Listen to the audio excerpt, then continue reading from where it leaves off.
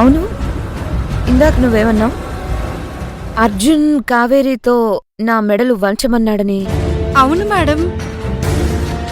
అర్జున్ ఇచ్చిన ధైర్యంతో జాబ్ మానేస్తానన్న కావేరి ధైర్యంగా ముందుకు కదిలింది. అవును మేడం.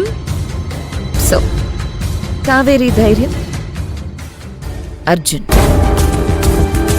అర్జున్నే కావేరి నుంచి దూరం చేస్తే ఎలా చేస్తారు మేడం? వాళ్ళిద్దరూ పాలు నీళ్ళల్లా కలిసిపోయి ఉన్నారు కదా.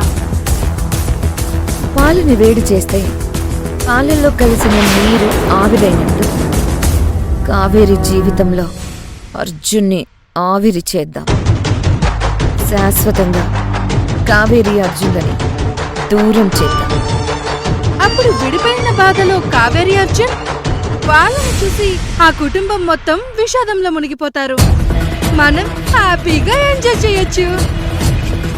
కరెక్ట్గా చెప్పావు చిత్ర.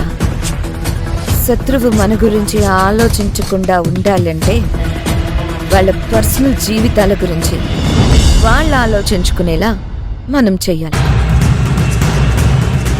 చేద్దాం, అది చేద్దాం.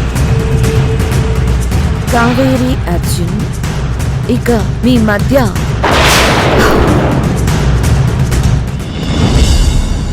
స్నేహ ఏంటి ఇంకా రావట్లేదు?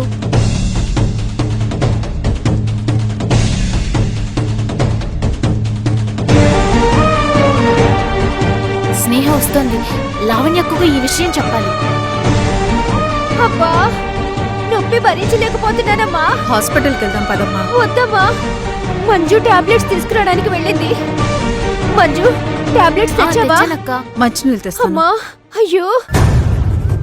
స్నేహ వస్తుంది. అక్క, అమ్మా, నొప్పి. అమ్మా, అక్క భరించలేకపోతున్నాను.